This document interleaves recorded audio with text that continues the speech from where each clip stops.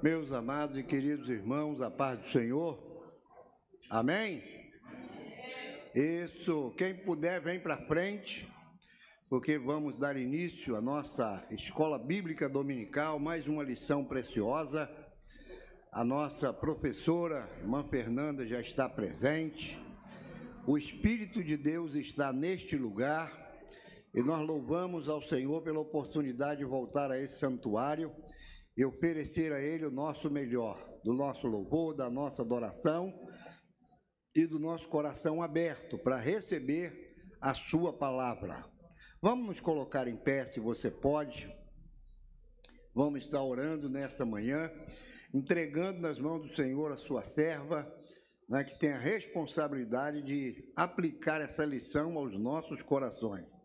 E vai ser bênção para a glória e honra do Senhor Jesus. Amém? Vamos estar orando. Apresente-se ao Senhor nessa hora, coloque sua vida, sua família diante dEle, porque Ele está neste lugar. Meu amado e precioso Jesus, bendito seja teu nome. Nós te louvamos, nós te glorificamos, porque tu és Deus sobre todas as coisas, Senhor sobre a nossa vida, Senhor da igreja, aleluia, Senhor dos céus e da terra. Te agradecemos, ó Deus, pela nossa salvação em Cristo e te louvamos por essa oportunidade de estar na tua casa nesta manhã. Senhor, muito obrigado pelas vidas que já estão presentes, que o Senhor trouxe, aqueles que estão chegando, que esse santuário, Senhor, se encha, não apenas da presença do teu povo, mas acima de tudo da tua presença, da tua glória, Senhor, do teu Espírito, para trabalhar e agir em nossas vidas, em nossos corações, para a glória, honra e louvor do teu nome. E haja, Senhor, a manifestação do teu poder no nosso meio, para a glória do teu nome. Abençoa, Senhor, a tua serva, entregamos ela nas tuas mãos, irmã Fernanda, que tem a responsabilidade de ministrar nesta manhã, que o teu Espírito seja com ela, sobre ela, e através dela, Senhor, tu possa transmitir essa palavra gloriosa, abençoando o teu povo e a tua igreja. Oramos pelas famílias, oramos, Senhor, por cada vida que está nesse santuário, que a tua bênção repouse sobre o nosso lar e a nossa casa. Abençoa esta manhã preciosa diante de ti, receba a nossa gratidão e a nossa adoração, pois nós o fazemos em nome de Jesus.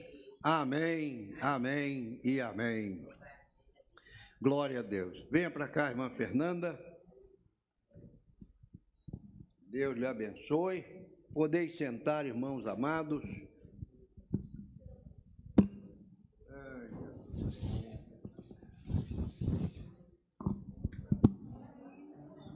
Glória a Deus. Tem uma aguinha aqui que eu já vou abrir para minha irmã. Eita água abençoada, ó. Lhe ajudar. Molhar sua garganta. Amém. Senhor te abençoe. Senhor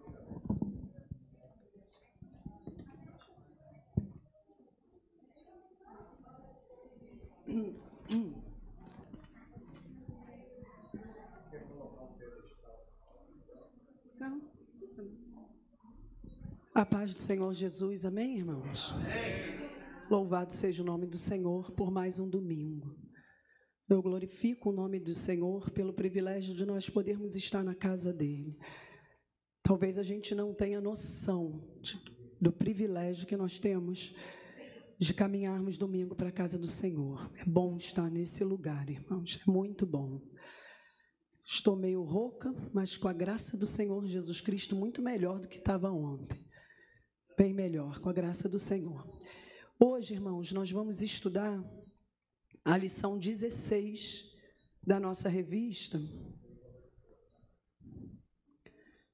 A lição 16, que ela vai falar sobre advertências e boa consciência. Ela está lá, o texto dela se baseia na epístola que Paulo escreveu aos Coríntios, no capítulo 10, Primeira epístola de Paulo aos Coríntios, capítulo 10, e ela vai do versículo 1 até o capítulo 11, versículo 1. Então, do capítulo 10, versículo 1, ao dos no deserto. Ora, estas coisas se tornaram exemplos para nós, a fim de que não cobicemos as coisas mais como eles cobiçaram. Não vos façais, pois, idólatras, como alguns deles, porque está escrito: o povo assentou-se para comer e beber e levantou-se para divertir-se. E não pratiqueis imoralidade, como alguns deles o fizeram, e caíram num só dia 23.000. Não ponhamos o Senhor à prova, como alguns deles já fizeram e pereceram pelas mordeduras das serpentes. Nem murmureis, como alguns deles murmuraram e foram destruídos pelo exterminador. Estas coisas lhes sobrevieram como exemplos e foram escritas para a advertência nossa, de nós outros, sobre quem os fins dos séculos têm chegado. Aquele, pois, que pensa estar em pé, veja que não caia. Não vos sobreveio tentação fiel, e não permitirá que sejais tentados além das vossas forças. Pelo contrário, juntamente com a tentação, vos proverá livramento, de sorte que a podeis suportar. Eu queria que outro irmão lesse do 14 ao 22, por favor, se você puder ficar de pé e ler dos versículos 14 ao 22. Irmã Lídia. Meus amados, fugi da idolatria, falo com almas imperiosas, julgai vós mesmos o que digo. Porventura, o cálice da bênção que abençoamos não é a comunhão do sangue de Cristo? O pão que partimos não é a comunhão do corpo de Cristo? Porque nós, embora muitos, somos unicamente um pão, um só corpo, porque todos participamos do único pão. Considerai o Israel segundo a carne. Não é certo que aqueles que se alimentam dos sacrifícios são participantes do altar? Que digo, pois, que o sacrificado ao ídolo é alguma coisa? Ou o próprio ídolo tem algum valor?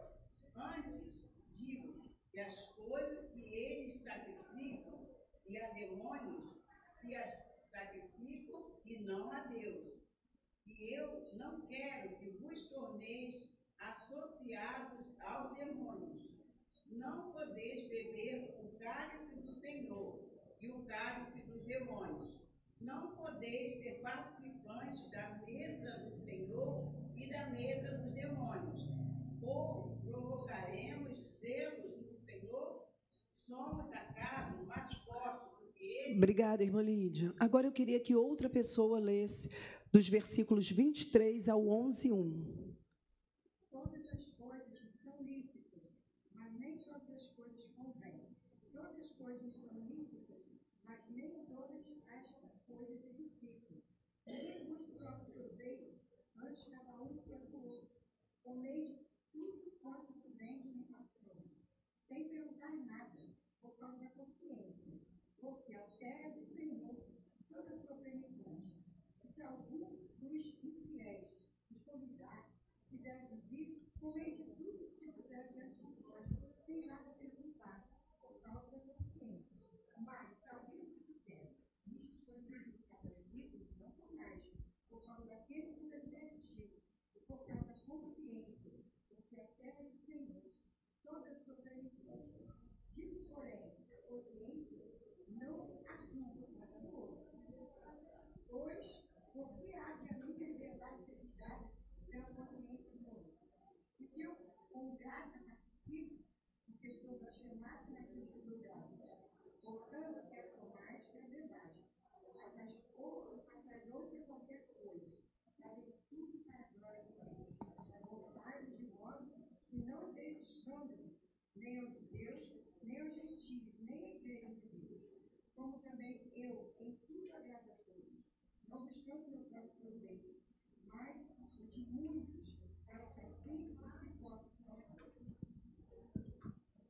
O 11:1, minha irmã. Faltou.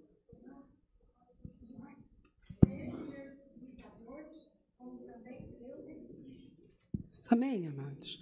Nesse capítulo 10 aqui, o apóstolo Paulo, ele vai encerrar o assunto sobre a liberdade cristã. No capítulo 8, ele vai dizer, ele disse, nós aprendemos aqui, que nós precisamos balancear o conhecimento que nós temos com o amor. Não podemos usar o conhecimento que nós temos sem aplicar o amor ao nosso próximo. E ele vai dizer lá no capítulo 8 o porquê. Porque o amor, ele incha.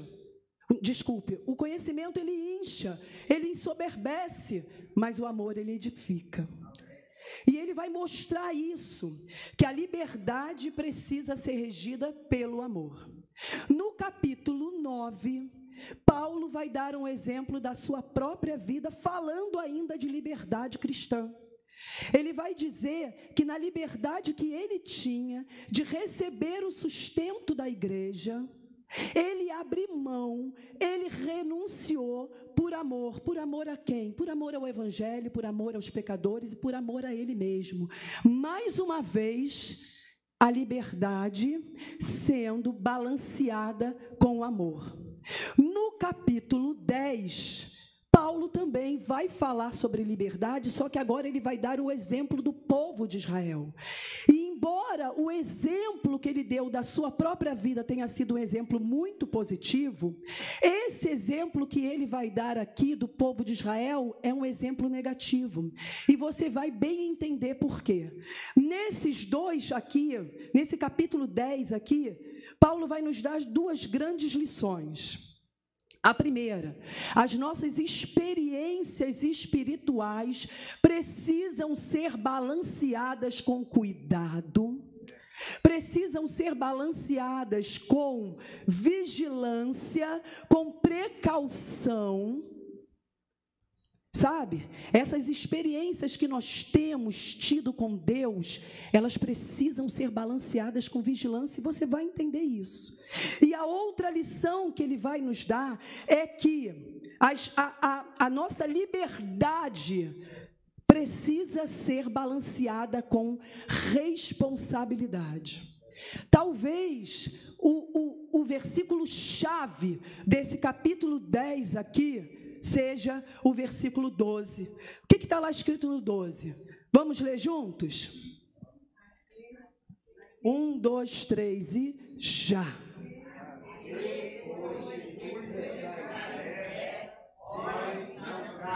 Aquele, pois, que pensa estar em pé, cuide para que não caia.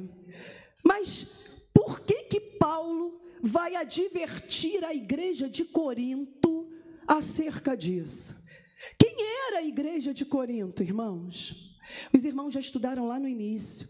Os irmãos sabem que a igreja de Corinto era uma igreja com muitas experiências espirituais. Ela era espiritualmente próspera.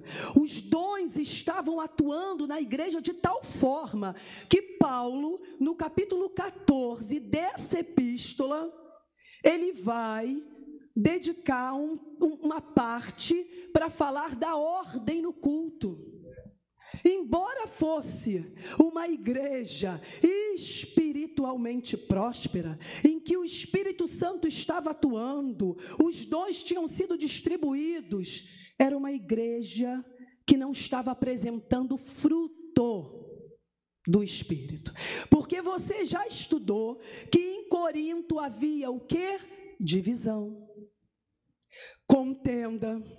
Em Corinto havia tolerância ao pecado. Em Corinto havia idolatria? Havia. Idolatravam homens. Eu sou de Paulo, eu sou de Pedro, eu sou de Apolo. Apolo é eloquente, eu prefiro ele. Tudo isso estava acontecendo em Corinto. E por que a advertência de Paulo? Abre a tua Bíblia lá em Provérbios 16, 18.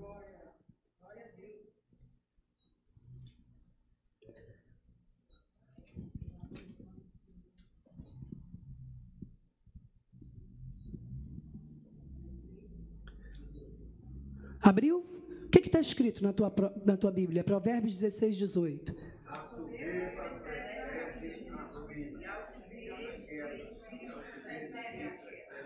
Tu entende? Porque aquele que pensa que está de pé, cuide para que não caia. Paulo está advertindo a igreja e falando: presta atenção, igreja, presta atenção. E ele vai dar o exemplo do povo de Israel e nós vamos dissecar isso aqui, irmãos. Quando eu estava estudando essa lição, eu me lembrei, há um tempo atrás, o pastor Almir, do nosso ministério lá em Parque Paulista, ele me pediu para estar ministrando lá na igreja. E eu fui, irmãos, e foi uma verdadeira bênção. Tem vezes que a gente prega e que a gente ministra a palavra de Deus, a gente faz uso da palavra do nosso Deus, e a gente percebe que o Espírito, ele está fluindo de uma maneira. Tem horas que a gente percebe isso, sabe? O Espírito fluindo, e eu senti a graça de Deus sobre a minha vida, sobre a igreja. E no dia seguinte o pastor Almir me liga e fala: minha irmã, eu quero te contar das maravilhas que Deus fez através da palavra. E quando ele acabou de me contar, e aquilo alegrou o meu coração, aí ele virou para mim e falou assim: agora eu vou te dar um conselho de pastor, que já está no ministério há muitos anos. Um pastor que já viveu muitas experiências espirituais. É hora de você entrar no teu secreto com Deus, é hora de você descer, sabe? Se humilhar debaixo da mão do Senhor. Porque o inimigo, ele fica à espreita. E aquele que pensa estar de pé, cuide para que não caia. A imaturidade, irmãos, ela é complicada, mas a maturidade também. O excesso de autoconfiança, a ideia de uma super espiritualidade, sabe? Como a igreja de Corinto estava ensoberbecida, envaidecida, cheia de si, é perigoso demais. E Paulo vai alertar esta igreja. Ele vai alertar esta igreja. Toma cuidado. Essa semana, conversando com o presbítero Helenilton, com o pastor Helenilton, ele me contou a história de um pastor a quem ele ajudou, um homem de Deus que foi tirado do lamaçal, das profundezas do pecado, e Deus começou a usar de maneira extraordinária. Ele iniciou um ponto de pregação com 15 pessoas, em pouquíssimo tempo já tinham 150 pessoas, e aí eu pergunto a você, aonde está esse pastor? Fora da presença do Senhor. Temos que ter cuidado, irmãos. Não é brincadeira. Mas presta atenção o que Paulo vai falar aqui nos versículos de 1 a 4. Olha o que ele diz. A gente sabe muito bem que Israel, ele foi tirado com mão forte, com mão poderosa da escravidão do Egito. Ele foi tirado com mão poderosa do jugo de Faraó e do Egito. Israel teve o seu êxodo, assim como eu e você tivemos o nosso êxodo. Nós também fomos tirados com mão forte das garras de Satanás, através da morte expiatória de Cristo Jesus. A cruz de Cristo foi o nosso êxodo. Assim como Israel teve o seu, nós também tivemos. E Paulo vai falar assim para aqueles irmãos: ora, irmãos, não quero que ignoreis que nossos pais estiveram todos. Eu quero que você preste atenção no pronome todos, porque ele vai repetir isso algumas vezes. Todos sobre a nuvem e todos passaram pelo mar, tendo sido todos batizados assim na nuvem como no mar, com respeito a Moisés. Todos todos eles comeram de um só manjar espiritual e beberam da mesma fonte espiritual, porque bebiam de uma pedra espiritual que os seguia, e a pedra era Cristo. Observa o que Paulo vai fazer aqui. Paulo vai usar duas figuras que eu e você conhecemos muito bem, duas figuras dos sacramentos. Quais são? O batismo e a ceia do Senhor. Ele vai usar essas duas figuras para mostrar o seguinte: assim como aquele povo foi batizado, como está aqui escrito, tendo sido todos batizados, versículo 2, assim na nuvem como no mar com respeito a Moisés, o que significa isso? Que eles se identificaram com Moisés neste batismo. É isso, uma demonstração de lealdade ao líder espiritual concedido por Deus. Naquele êxodo, naquele batismo, no meio do mar e debaixo da nuvem, eles se identificaram com Moisés, o representante de Deus para a aliança do Velho Testamento, da velha aliança. Assim como eu e você nos identificamos com Cristo quando do nosso batismo. Quando do nosso batismo, nós nos submetemos ao senhorio e ao governo de Cristo Jesus. Então, isso era um prenúncio dos sacramentos. O que hoje a gente conhece no tempo da graça, o batismo, e aqui agora o que a gente vai falar, a ceia do Senhor, esse povo aqui viveu também. Observa que vai dizer que eles todos beberam de uma comida espiritual. Eles eram regularmente alimentados com uma comida espiritual. O pão que descia do céu, a água que brotava da pedra, eles eram alimentados. Assim eu e você. Nós somos regularmente alimentados espiritualmente. Quando você senta à mesa do Senhor e você participa da ceia, você é regularmente alimentado. O pão tipificando o corpo, né? E o vinho tipificando o sangue. Então dá para você entender o que Paulo está falando aqui? Olha aí, ó. Olha para a história lá atrás do povo de Israel e vê que assim como eles tiveram esses privilégios que hoje nós temos, contudo eles fracassaram. Porque você vai ver aqui, ó.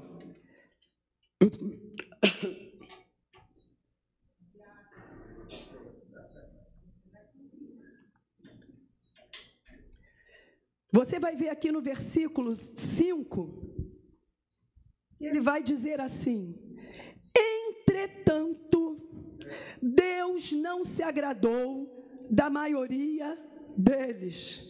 Ainda que todos tivessem gozado desses privilégios todos, Deus não se agradou da maioria deles. 600.000 homens, fora mulheres e crianças, saíram do Egito. Quantos entraram, igreja? Josué e Calebe. Deus não se agradou, todos participaram, todos comeram, todos foram batizados. Entretanto, Deus não se agradou da maioria deles. E aí a gente aprende a primeira lição aqui: privilégios não são garantia de sucesso. Não são garantia. Israel gozou de muitos privilégios: proteção, orientação, cuidado, zelo de Deus. A roupa não envelhecia, o sapato não envelhecia, era maná do céu, era água da pedra, era água amarga se transformando em doce. No entanto, fracassaram. Anteontem eu estudando, algo me chamou a atenção num livro que eu li, que o autor vai dizer que as gerações que viram mais milagres de Deus foram as mais endurecidas. Você quer ver? A geração de Moisés. Você quer ver a geração de Eliseu e Elias, Elias e Eliseu, e a geração de Jesus e os apóstolos? Foram as gerações mais endurecidas. Sabe por quê? Porque o milagre por si só não pode trazer o coração da pessoa para Cristo. A gente hoje, e eu falo igreja de Cristo, vive, querendo ver milagres. E vive atrás dos milagres, atrás das profecias, e atrás dos milagres. Irmãos, milagre é muito bom. Lembra daqueles leprosos que foram curados? Foram curados. Quantos voltaram? Um voltou. Você entende que milagre por si só não é suficiente? Olha para Israel, que a despeito de tantos privilégios, fracassou. E por que Paulo está falando isso? Ele fala: acorda, Coríntios, acorda, igreja. Olha para o exemplo de Israel, desperta. Porque todos esses privilégios que vocês estão vivendo não são garantia de sucesso se vocês não aprenderem a viverem humildemente diante do Deus de vocês. Irmãos, é com muito temor e tremor que eu ministro essa lição. É com muito tremor. Hoje o pessoal que chegou aí do evangelismo veio nos contar, o André chegou em casa contando a respeito de, eles estavam na rua, veio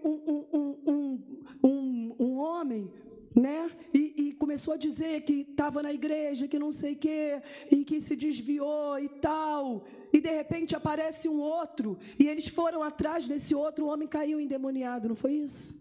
O homem caiu endemoniado, se contorcendo na rua, e não sei o que, e quando começaram a louvar, aí que o demônio mesmo se manifestou, mas com a graça do Senhor Jesus Cristo, aceitou a Cristo, teve a sua oportunidade, mas o outro, presbítero da casa do Senhor, afastado, na rua,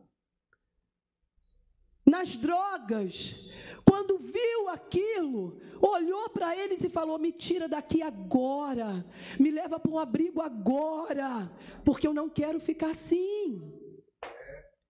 Irmãos, aquele que está de pé, que pensa está de pé, porque às vezes nem está num terreno escorregadio e nem sabe.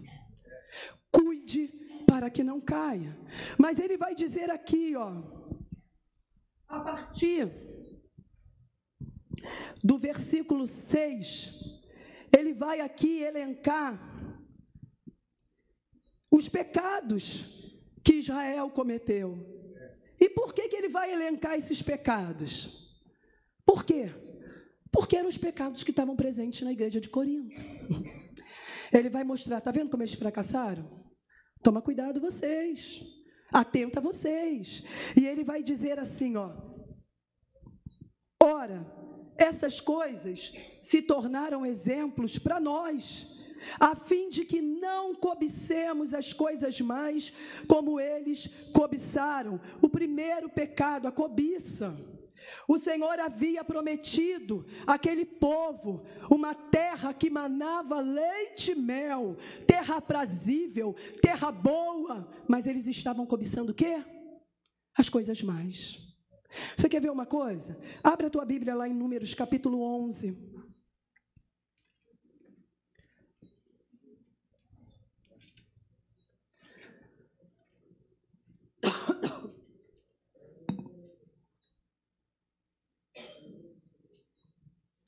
Amém? Números 11. Números 11. 4 a 6.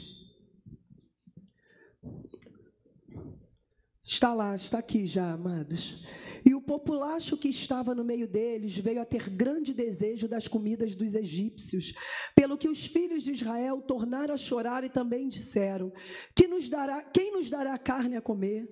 Lembrando-nos do peixe que no Egito comíamos de graça, dos pepinos, dos melões, dos alhos silvestres, das cebolas, dos alhos. Agora, porém, seca-se a nossa alma e nenhuma coisa vemos senão este maná. Tem noção disso, irmão? Tem noção disso? Agora eu vou perguntar uma coisa para vocês. Vamos fazer uma reflexão. Nós somos diferentes. Às vezes Deus está nos dando o que há de melhor nessa terra e nós estamos cobiçando as coisas mais. Sabe o que me impressiona aqui? Eles lembraram dos melões, das cebolas, mas em nenhum momento eles lembraram da escravidão, né? Que estavam debaixo do jugo de Satanás, que estavam debaixo do jugo de Faraó. Isso eles não lembraram. Eles lembraram das cebolas, eles lembraram dos pepinos, dos melões, mas não lembraram da escravidão que eles estavam vivendo. Mesmo Deus tendo para eles o melhor, eles estavam cobiçando as coisas mais. E vamos lá. Aqui ainda vai dizer, versículo 7, não vos façais idólatras, como alguns deles, porquanto está escrito, o povo assentou-se para comer e beber e levantou-se para divertir-se. Irmãos, todo mundo sabe que enquanto Moisés estava lá no alto do monte, recebendo os mandamentos, as tábuas da lei, aonde estava o povo? Lá embaixo, dizendo que Moisés, aquele que tinha tirado eles do Egito, já era morto, e que eles precisavam de um Deus que os levasse para a terra de Canaã. Então, o que eles resolvem fazer? O bezerro de ouro, né? Na verdade, se não estou enganado, o pastor Roberto está aqui, eles pegam aquele ouro, jogam lá, né, e sai um negócio lá com formato de bezerro, e eles adoram aquela imagem e diz que aquele ali é o Deus deles. Aí você vai falar para mim, minha irmã, nessa eu estou fora, minha casa não tem imagem, da idolatria aí, ó, me safei. Safou não, irmãos, porque idolatria é tudo aquilo que a gente coloca no lugar de Deus. Pode ser o seu trabalho. Quantas pessoas ficam, quero um trabalho, eu quero um trabalho, eu quero um trabalho, Deus dá, o trabalho vira o Deus, não aparece mais no culto, não aparece mais na igreja, não tem mais tempo para orar, não tem mais tempo para jejuar, não tem mais tempo para buscar o Senhor. Às vezes é a casa, sabe, idolatra a casa, meu palácio, meu paraíso, né? Às vezes é um filho, às vezes é o dinheiro, às vezes é uma pessoa, é a esposa, é o marido, é tudo aquilo que a gente coloca no lugar de Deus. Isto é idolatria. Precisamos estar vigilantes para que nada ocupe o lugar que é do Senhor, o lugar que é dele. E aí, depois ele vai falar aqui, e não pratiquemos imoralidade, como alguns deles o fizeram e caíram num só dia 23.000. Os irmãos lembram dessa passagem que está lá em Números, no capítulo 25, há pouco tempo o presbítero Júlio pregou aqui, foi uma bênção a mensagem, os irmãos vão lembrar, quando o povo de Israel começou a se promiscuir com as moabitas, oferecendo sacrifícios a seus deuses, né? E muitos deles caem mortos. Irmãos, temos que ter cuidado com a imoralidade, com aquilo que os nossos olhos estão vendo, nossos ouvidos estão ouvindo. Eu me lembro de Jó, que vai dizer que fez um concerto com os seus olhos. Ele fez um concerto com os olhos. Toma cuidado do que você está vendo na internet. Toma cuidado do que você está vendo nas redes sociais. Toma cuidado com o que você está vendo no filme em casa. Filmes muito intensos. E os irmãos estão entendendo o que eu estou falando. Filmes com cenas que não são para a gente ver. Nosso Deus é santo, irmãos. E eu acho curioso que Paulo, quando vai falar da imoralidade lá no capítulo 6 dessa epístola, ele fala, foge da imoralidade. Precisamos estar atentos com relação a isso. Ontem na praça, no evangelismo da praça, eu fui conversar com o Senhor, eu falei, entra aqui, vem para o nosso culto. Um senhor bem distinto, ele olhou para mim e falou assim, fui há muito tempo da igreja, mas adulterei. E hoje estou fora, e a igreja não me aceita. E eu fiquei lá um tempo conversando com aquele senhor. Irmãos, pense em alguém que conhece Bíblia. Pensa. Ele conhece Bíblia. Conhece. E eu falei para ele: meu irmão, você já se arrependeu? Já pediu perdão? Eu já, mas eu não consigo voltar. E eu falei: Jesus está com saudade. Está com saudade. Irmãos, fugir da imoralidade. E aí ele ainda vai falar aqui, versículo 9: não ponhamos o Senhor à prova, como alguns deles já fizeram e pereceram pelas mordeduras das serpentes.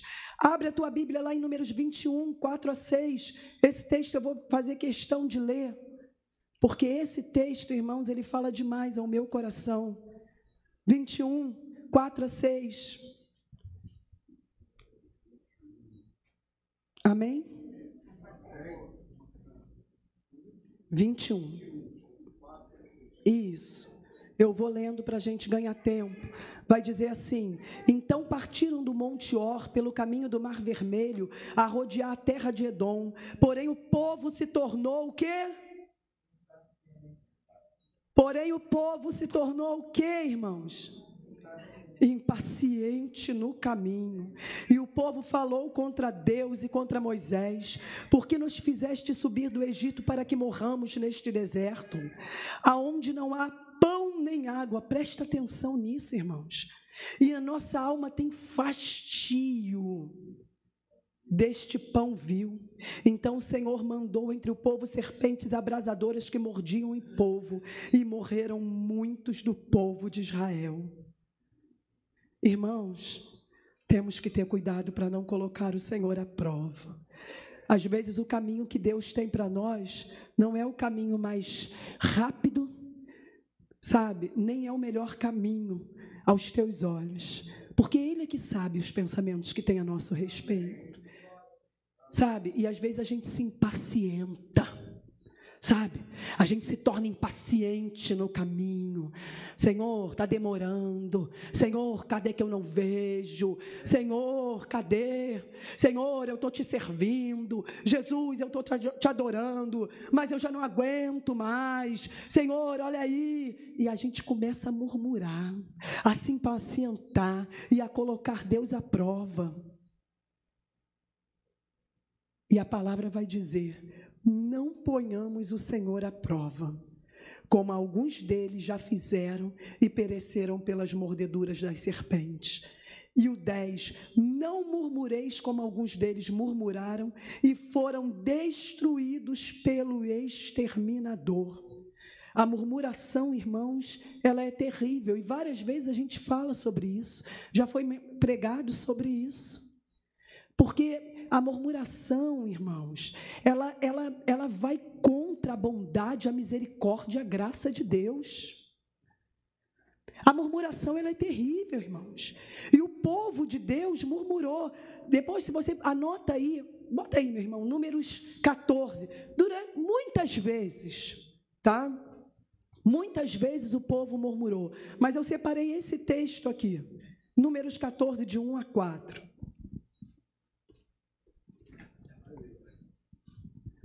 Vai dizer assim: então toda a congregação levantou a sua voz e o povo chorou naquela noite.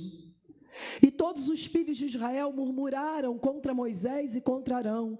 E toda a congregação lhes disse: olha só, preste atenção nisso aqui.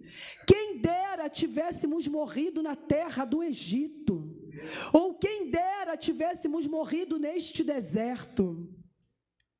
E por que o Senhor nos traz a essa terra para cairmos à espada e para que as nossas mulheres e nossas crianças sejam por presa? Não nos seria melhor voltarmos ao Egito? E diziam uns aos outros: constituamos um líder e voltemos para o Egito. Você está vendo como é que a murmuração, ela nega a bondade, a graça? A murmuração, ela nega, irmãos, a fidelidade, a bondade, a graça, o amor de Deus. Deus. Nós temos que ter cuidado, irmãos. E esses 5 pecados praticados pelo povo de Israel, colocados como exemplo pelo apóstolo Paulo, estavam presentes na igreja de Corinto. E Paulo vai mostrar o castigo que aquele povo recebeu. Você quer ver? O versículo 5, é o 5? Ele vai dizer na parte B, ficaram prostrados no deserto. Vê o versículo, eu acho que é 8. Caíram num só dia, caíram prostrados, caíram. E o 10, foram destruídos pelo exterminador. Entendeu? Aí a gente aprende uma outra lição. Um bom começo não é garantia de um final feliz. Nós precisamos perseverar. É começar bem e terminar bem. Um bom começo, se não estivermos vigilantes, não é garantia de um final feliz. Privilégios não são garantias de sucesso. E um bom começo não é garantia de um final feliz. Mas aí, Paulo vai dizer assim no versículo 11, estas coisas lhe sobrevieram como exemplos e foram escritas para a advertência nossa, de nós outros, sobre quem os fins dos séculos têm chegado. Talvez alguns coríntios estivessem falando assim, os crentes lá da igreja, o que eu tenho a ver com isso? O que eu tenho a ver com a história de Israel? E Paulo vai falar assim, olha, observa eles, observa a história, para que vocês não cometam o mesmo erro. Porque a história, irmãos, ela tem um efeito pedagógico. Você não olha para a história para você ficar presa lá. A história, ela não é coveira. A história, ela é pedagoga. Ela te ensina. E se você olhar para a história, você não comete o mesmo erro. Se você olhar para os exemplos dos homens aqui, você não comete os mesmos erros. E você acerta como eles acertaram. Deu para vocês entenderem essa primeira parte aqui? Presta atenção no que ele está falando. Tudo isso veio como exemplo para nós. Para a igreja, para nós, igreja de Corinto. Para nós, Igreja Filadélfia, para nós, Igreja Corpo de Cristo espalhado na face da terra. E agora nós vamos passar, concluindo isso, o que Paulo vai falar? Então, aquele, pois, que pensa estar em pé, cuide para que não caia. Olha que encerramento belíssimo. Vocês viram o exemplo? Então, se você pensa que você está de pé, cuide para que você não venha cair. É isso que ele vai falar aqui no versículo 12. E ontem eu me lembrei, irmãos, da história de Sansão. Sansão pensou o tempo todo que estava de pé, né? Flertou com o pecado de tudo quanto era forma. E quando tudo aconteceu, ele pensou que mais uma vez ele estava de pé. E os irmãos bem sabem o que aconteceu com Sansão. Então precisamos vigiar. E aí Paulo, ele vai falar assim no versículo 13.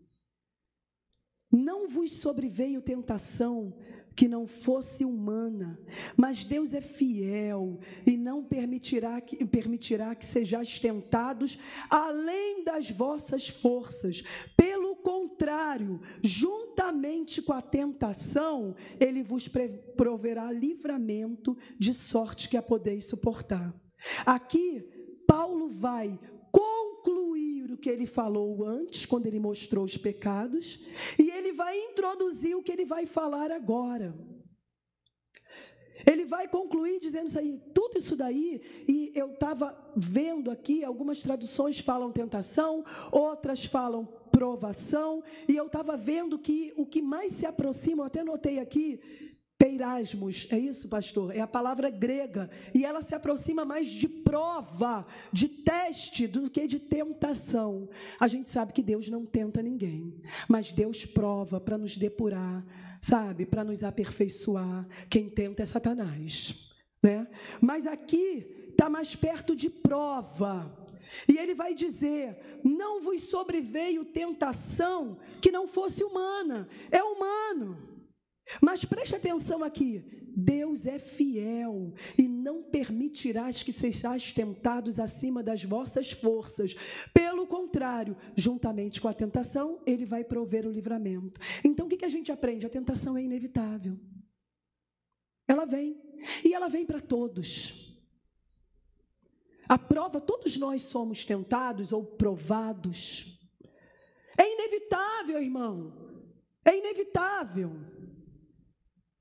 Vem para todos, mas há livramento da parte de Deus para aqueles que perseveram em cumprirem a vontade de Deus. Há livramento, irmão. A tentação, a provação, ela não é alguma coisa que você não possa suportar, mas presta atenção que juntamente com ela, Deus te dá o livramento. Aqui a Bíblia não está falando que Deus te tira da prova, mas Ele te dá livramento na prova. É nela que Ele vai prover o livramento. E Deus conhece a nossa estrutura. Mas por que o apóstolo Paulo, ele fala isso, como eu disse, se referindo ao que ele falou dos pecados, mas agora voltando para o que ele vai falar.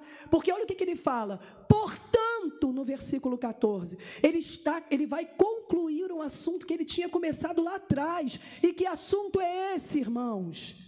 A idolatria. Porque aqueles crentes de Corinto super espirituais, eles achavam que eles podiam participar de quê? Das cerimônias a demônios, aos ídolos, nos templos de ídolos. Eles se achavam fortes demais. Diziam que a consciência deles não os acusava. E aí Paulo, ele vai entrar nesse texto aqui, e ele vai dizer assim, de novo, ele fala, fugir da imoralidade e fugir da idolatria. O crente que pensa estar de pé e não foge, cai. Mas o crente que foge, esse permanece. Fugir da idolatria. E ele vai dizer assim, falo como a criteriosos, julgai vós mesmos o que digo. Porventura o cálice da bênção que abençoamos não é a comunhão do sangue de Cristo? O pão que partimos não é a comunhão do corpo de Cristo? Paulo vai trazer como lição, como ensinamento, de novo a ceia de Cristo. Ele vai falar assim, quando vocês se sentam à mesa do Senhor, e vocês lembram do sacrifício de Cristo na cruz do Calvário, vocês entram em intimidade com Cristo ressurreto, vocês entram em comunhão com o Senhor. Então, participar da mesa de Cristo, participar da ceia do Senhor, é ter comunhão com o Senhor, através do seu corpo e do seu sangue. Então Paulo, ele vai falar aqui, ele vai trazer duas figuras, primeiro da ceia, como eu estou falando, e a segunda dos ritos sacrificiais que eram feitos lá no Velho Testamento, porque olha o que ele fala. Ele vai dizer assim, porque nós, 16, porque o cálice da bênção que abençoamos não é a comunhão do sangue de Cristo? O pão que partimos não é a comunhão do corpo de Cristo? Porque nós, embora muitos, somos unicamente um pão, um só corpo, porque todos participamos do único pão. Considerai o Israel segundo a carne. É certo que aqueles que se alimentam dos sacrifícios não são participantes do altar? Aqueles que se alimentavam não eram participantes do altar? Não trabalhavam no altar? Então ele está falando, toma cuidado, porque muitos daqueles ali que se achavam fortes estavam entrando no templo dos ídolos e se assentando à mesa. Aí, alguns talvez, e a gente vai ver aqui, dissessem, qual é o problema? O ídolo não é nada. E realmente não é. Há um só Deus, um só Senhor, um só Criador, um só Salvador. Mas atrás de toda atividade idólatra, há uma atividade demoníaca. Atrás de todo ídolo, há um demônio. Você quer ver uma coisa? Eu anotei um texto aqui, deixa eu ver se eu vou achar. Deuteronômio, se não me engano, 32. Isso.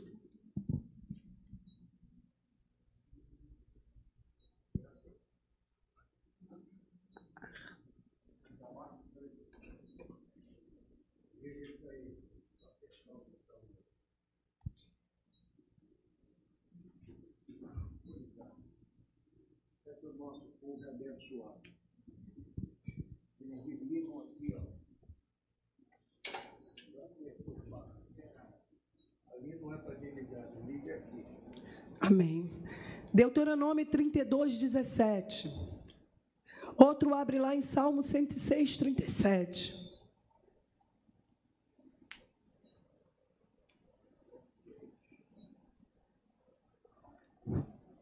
Pode ler, gente, quem achou? Está ali, ó. 106, 37. Vamos ler o 32, 17 de Deuteronômio. Sacrifícios ofereceram aos demônios. Olha só, não a Deus. Sacrifícios ofereceram a demônios, não a Deus. Aos deuses que não conheceram, aos deuses que não conheceram, novos deuses que vieram há pouco, aos quais não temeram vossos pais. Sacrifícios ofereceram aos demônios. Salmo 106, 37. Demais disto, sacrificaram seus filhos e suas filhas aos demônios. É só esse? É só 106, 37, termina aí? E derramaram sangue inocente, o sangue de seus filhos e de suas filhas, que sacrificaram aos ídolos de Canaã, e a terra foi manchada com sangue. Você entende, então, irmãos, que estar num templo de ídolos, e era isso que Paulo estava falando, comendo à mesa de ídolos, era estar tendo comunhão com aqueles demônios, porque atrás do ídolo há um demônio. Então ele está falando, presta atenção, e ele diz aqui, ó, considerai o Israel, a gente já leu, que digo, pois, que o sacrificado ao ídolo é alguma coisa? Não, não é. Ou que o próprio ídolo tem algum valor? Porque eles podiam estar questionando, e eu acredito que estivessem. O ídolo não tem nenhum valor. Mas o problema é o que está por trás. Assim digo que as coisas que eles sacrificam é a demônios que as sacrificam e não a Deus. E eu não quero que vos associeis aos demônios. Aí ele vai dizer no 21 e no 22, fechando isso, ele vai dizer: não podeis beber o cálice do Senhor e o cálice dos demônios. Não podeis ser participantes da mesa do Senhor e da mesa dos demônios. Amém, igreja? E aí ele fala assim: ou provocaremos zelos no Senhor? Somos acaso mais fortes do que ele? Porque muitos na igreja falavam assim: qual é o problema? Consciência não me acusa, eu sou forte, eu sou tal, sou super espiritual, eu não vejo problema nenhum, de fazer isso. Aí Paulo vai falar assim: você pode ser mais forte do que teu irmão fraquinho que passa por ali e te vê, mas tu é mais forte do que Deus. Tu é mais forte do que Deus. Você quer provocar a ira de Deus? É isso mesmo que você quer? Porque quando você se assenta à mesa do Senhor, você mantém comunhão com Ele. Aí você vai para lá, entra num templo, é convidado para um banquete, num templo de ídolo, e você se assenta à mesa do ídolo e mantém comunhão com o ídolo, com os demônios. Isso é provocar o Senhor a zelos, a ira de Deus. Irmã Vânia, você quer falar?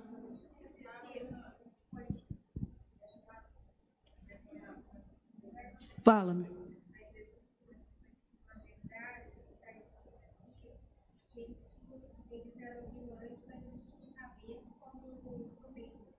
Exatamente.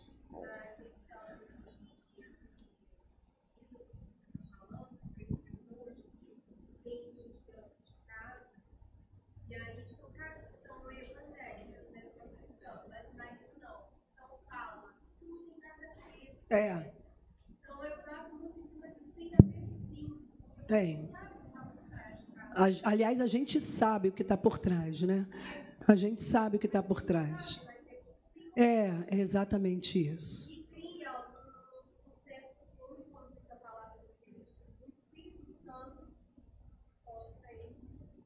Exatamente. A questão estava aí. Muita soberba, muita presunção, entendeu? Se achavam conhecer, muito, é por isso que Paulo vai falar, né? Que o conhecimento, muito saber, ele leva à soberba. Mas o amor edifica, né? Então nós temos que ver como a gente usa a nossa liberdade cristã, sabe? Temos que ver. Existem pessoas, como Paulo vai falar, que comem de tudo, outras não. Então você, irmãos, às vezes, eu já fui convidada para estar ministrando a palavra em alguns lugares em que as mulheres não usam absolutamente nada. Elas não usam brinco, elas não usam esmalte, elas não usam colar, elas não usam nada. Nada. E para que eu não venha escandalizar, ainda que eu goste de um penduricalho, eu vou sem nada. Eu não aceitei. Eu não concordei, eu não disse que vou. Para que eu vou escandalizar os irmãos, as irmãs? Então eu vou sem nada. Absolutamente sem nada. Né? Outro dia eu tive um aniversário para ir, um irmão aqui da igreja me levou, que faz Uber, e eu tinha acabado de sair da igreja, até pedi autorização do pastor para ministrar lá, numa igreja, de um ministério, ali no Rio das Pedras. Irmãos, eu tinha um aniversário para ir, depois de 50 anos. Eu tentei não ir ao aniversário, mas não pude, não tive como não ir. E eu fui sem nada, sem nada. Aí, quando eu entrei no carro, eu falei, meu irmão, ele é daqui, né? Falei, não se escandaliza, não. Abri uma bolsa, saquei um colar, saquei os brincos, depois passei um pancake no rosto, e lá fui eu, para o aniversário de 50 anos. Mas eu respeitei. Para que eu vou escandalizar? Não tem necessidade, amém? E aí, ele vai falar assim, ele resume, então, isso, dizendo que você é livre para fazer o que você quer, menos o que Deus condena. Amém? Você é livre para fazer o que você quiser, menos o que o teu Deus condena. Menos o que a palavra de Deus condena.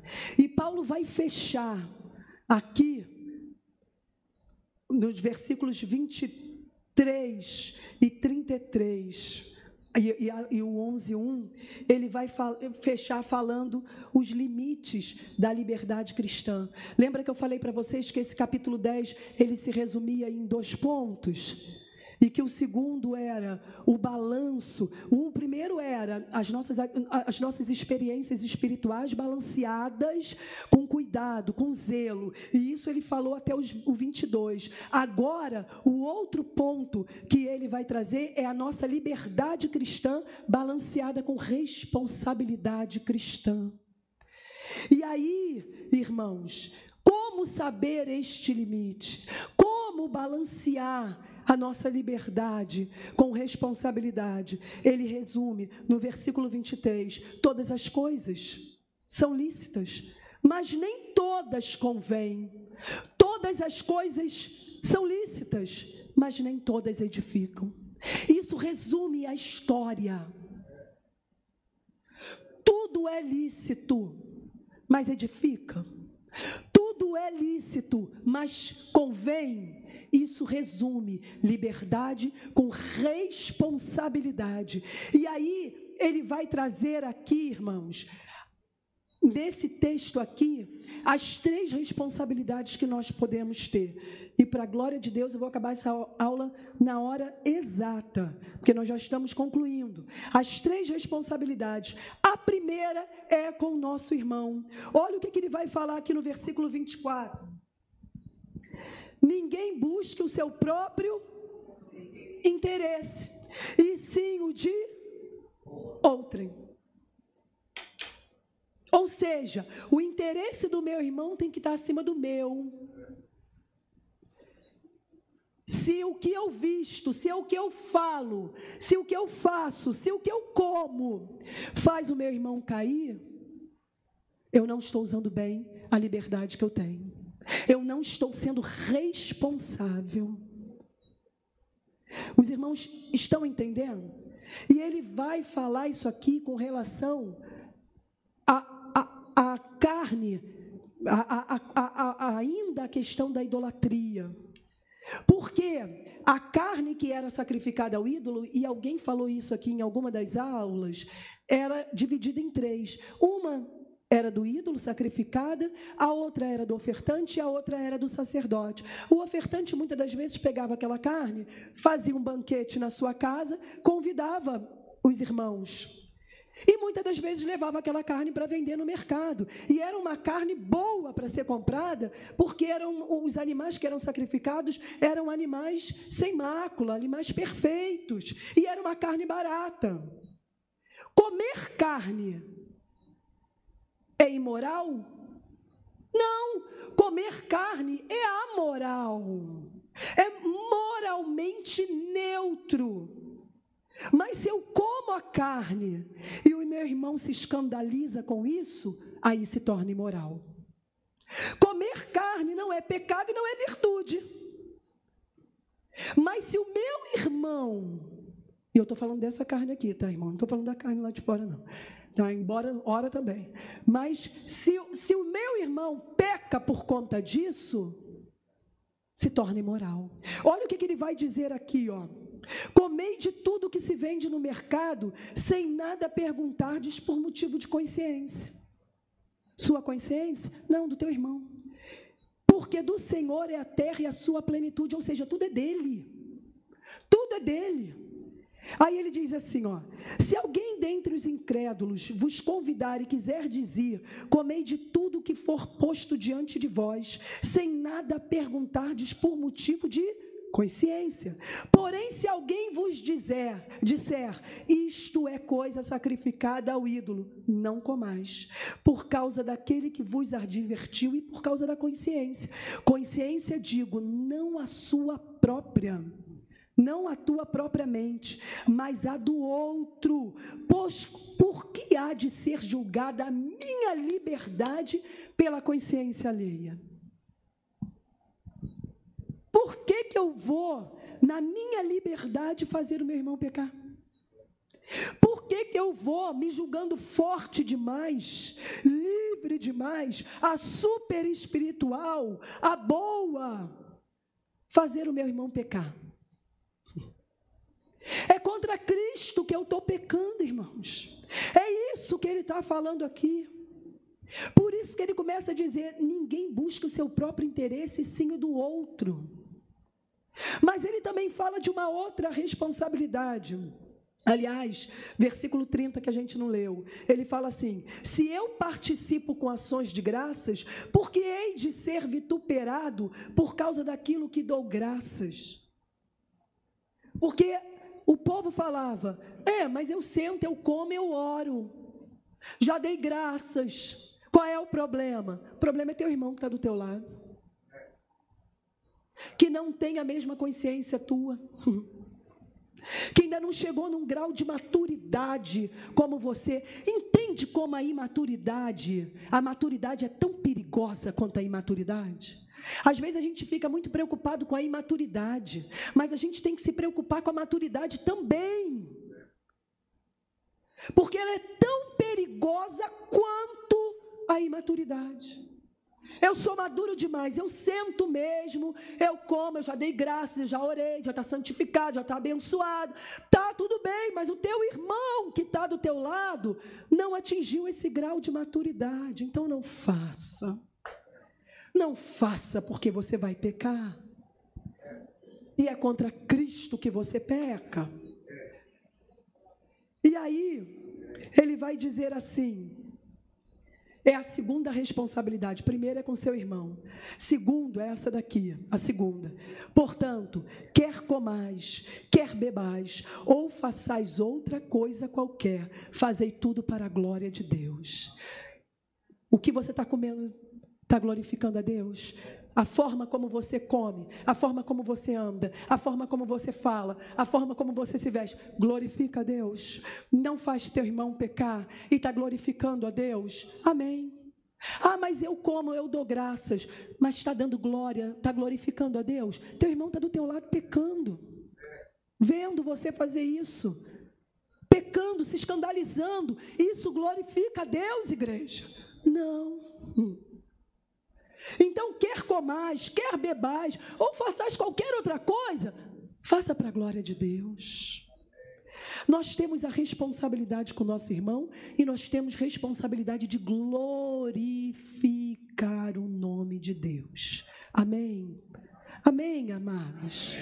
E por último, ele vai falar assim: não vos torneis causa de tropeço, nem para judeus, nem para gentios, nem tampouco para a igreja de Deus. Aí eu me lembro do pastor Roberto, né? Que ele fala que são os 3 povos que há na terra: judeus, os gentios e a igreja. Sabe o que ele está querendo dizer aqui? Você não deve ser pedra de tropeço para a igreja, nem para os pecadores, que vão passar e vão te ver comendo, que vão passar e vão te ver num templo de ídolo, que vão passar e vão ver você vestindo uma roupa que não é condizente, que vão passar e vão ver você falando alguma coisa que não combina com a tua condição de crente convertido. Então, toma cuidado para você. Sabe como os fariseus? Aonde estavam os fariseus, irmãos? Eles estavam na porta do reino de Deus, nem entravam, nem deixavam aqueles que queriam entrar. Toma cuidado para você não estar assim. Não entra e não deixa quem quer entrar.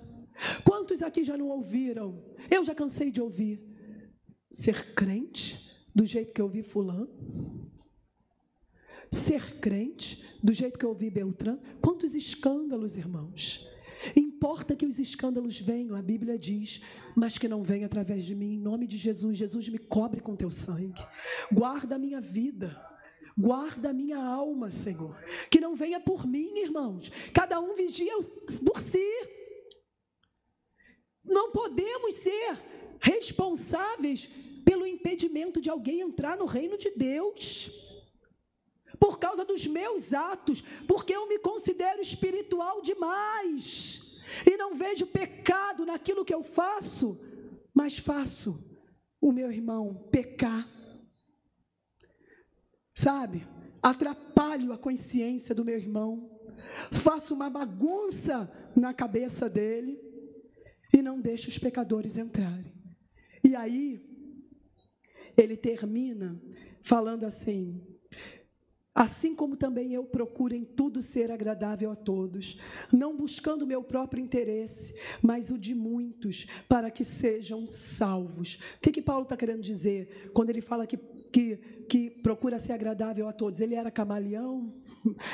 Assumia a forma do ambiente? Não, irmãos. Ele estava dizendo que ele buscava o interesse do outro. Ele botava na frente o outro. Ele botava aqui, como ele vai dizer, ninguém busca o seu interesse, sim do outro. É isso que ele está falando, a minha prioridade é o outro. A minha prioridade é ganhar o outro. A minha prioridade é não fazer o meu irmão ser escandalizado, é não fazer o meu irmão pecar. Essa é a minha prioridade. É isso que ele está dizendo aqui nesse versículo 33. Eu não busco o meu próprio interesse. E aí, ele termina dizendo, sede meus imitadores, nisso que eu acabei de falar, como eu sou de Cristo. Vocês estão me vendo? Não buscando os meus próprios interesses? Vocês estão me vendo a forma como eu ajo? Como eu faço? Quando ele vai falar que ele se fez fraco para aqueles que eram fracos, como se estivesse debaixo da lei para com aqueles que estavam debaixo da lei. Sabe por quê? Porque ele não buscava os seus interesses, mas os de outrem. E eles falam, nisso, podem me imitar. Me imitem. Porque eu busco os interesses de Cristo. Amém, irmãos? Esse é o capítulo 10, que nós tivemos a oportunidade de dissecá-los e terminamos na hora exata, 10h20, para a glória de Deus. E eu agradeço o nome do Senhor, que é bom e fiel. Amém, pastor?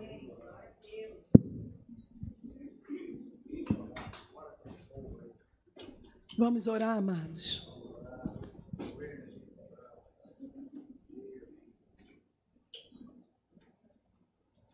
Amém? Você pode ficar de pé para a gente orar?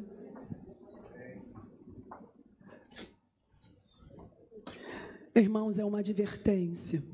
E eu confesso para os irmãos que eu estudando essa palavra, e hoje, quando o André chegou do evangelismo, eu não pude ir para poupar a minha voz, porque eu tinha que dar aula.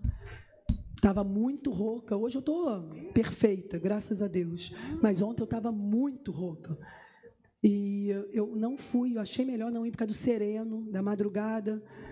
Mas quando ele chegou, e eu me lembrei de tudo que eu tinha estudado, e ele me contou o que aconteceu no evangelismo, me veio um temor, irmãos, mas um temor dentro de mim.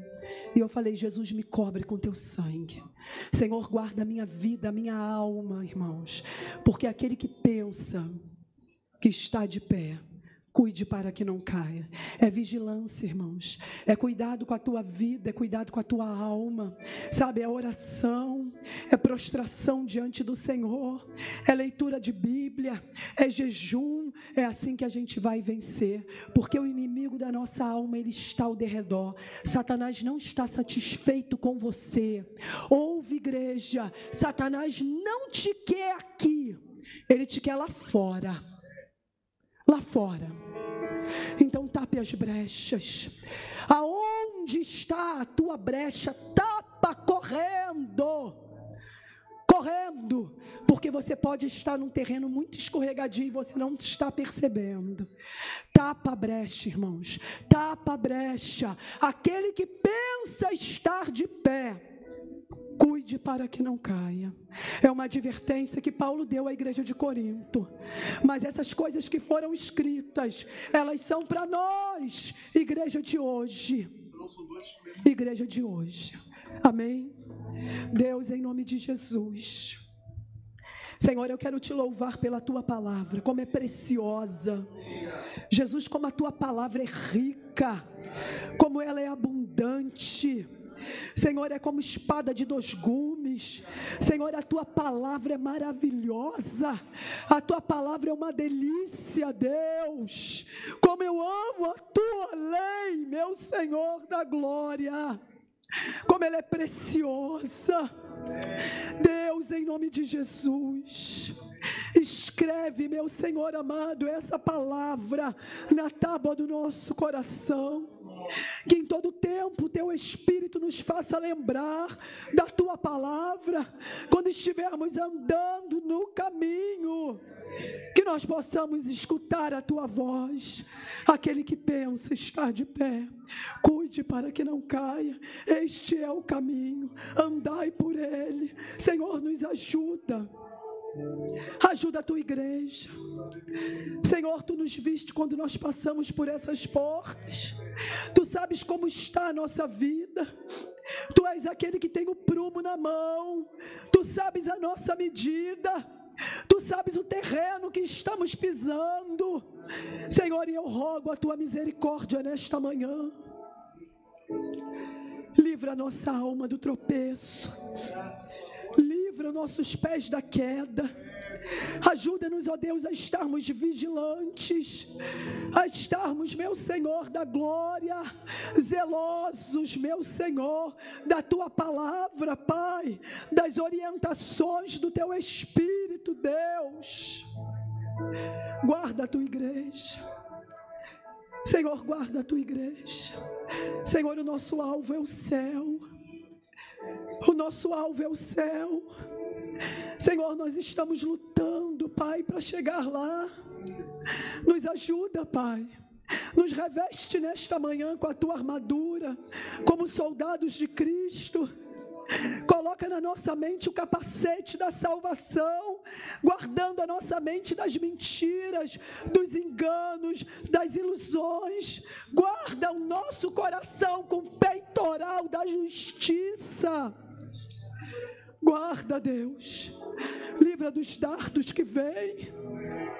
Senhor, coloca nos nossos pés os calçados da preparação do Evangelho da paz. Nos ajuda a levar a tua palavra em santidade, Pai.